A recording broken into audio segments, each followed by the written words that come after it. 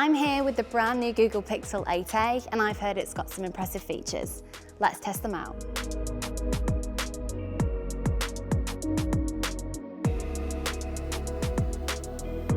We all know how annoying it is when you're trying to take a group picture, but you can't quite get everyone's good side. With Google's Best Take, you can snap several photos and then choose each person's best individual take to combine into one image.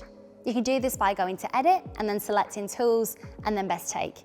This way, if one person's blinking or looking away, just swap out their face seamlessly to create the perfect picture. It's got another really cool photo editing feature in Magic Editor, which gives you loads of options to perfect your pics right here on the phone. You just press and hold the area you want to edit, and then you can do things like change the sky, remove unwanted objects, and even move things around in your image.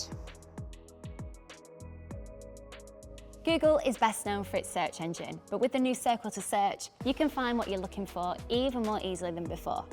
Let's say you're scrolling through social media and you see something that you love.